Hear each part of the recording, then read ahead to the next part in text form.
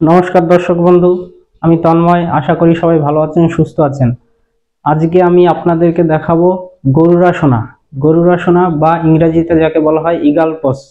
চলুন কিভাবে করতে হয় প্র্যাকটিস দেখি।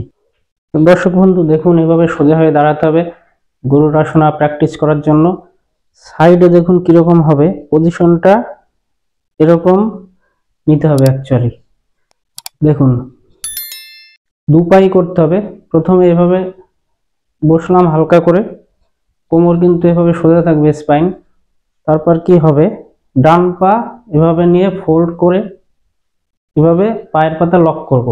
ডান পা যেহেতু উপরে, সেহেতু ডান হাত এভাবে দিয়ে পেঁচিয়ে ফোল্ড করে এভাবে সামনের দিকে নমস্কারের মতো করে আমার দৃষ্টিশক্তি থাকবে সামনে। এভাবে 30 সেকেন্ড থেকে 1 মিনিট অবধি থাকা যায়। আমি সংক্ষেপেই দেখাচ্ছি। তারপর ধীরে ধীরে আবার আগের পজিশনে চলে আসবো।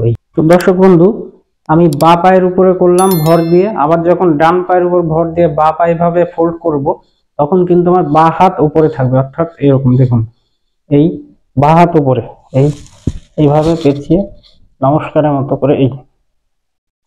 এটা সাইডে না যায় বেশি, মিডিলে রাখার চেষ্টা করতে হবে।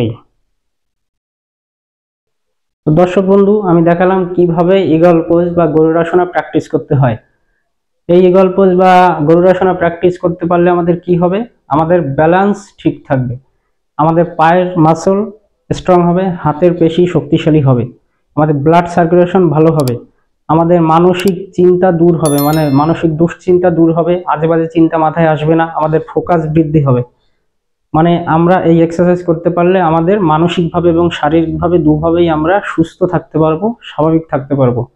তারপরেও যদি কারো কোনো প্রবলেম হয়, আপনারা কোনো এক্সপার্টের পরামর্শ নিতে পারেন, ডাক্তারবাবুর পরামর্শ নিতে পারেন। অথবা যদি কারো কোনো হাতে বা পায়ে কোনো ব্যথা বা কোনো স্লিপ ডিস্ক জনিত কোনো প্রবলেম থাকে, আপনি ডাক্তারবাবুর পরামর্শ নেবেন। কোনো ফিজিওথেরাপিস্টের পরামর্শ নিতে পারেন। ফিজিওথেরাপিস্ট আপনাকে সঠিক গাইডলাইন অবশ্যই দেবেন। তো ভালো থাকবেন সবাই, আনন্দে থাকবেন, মন ভালো রাখবেন, নিজে আনন্দে থাকবেন, খুশিতে থাকবেন। ধন্যবাদ সবাইকে, নমস্কার।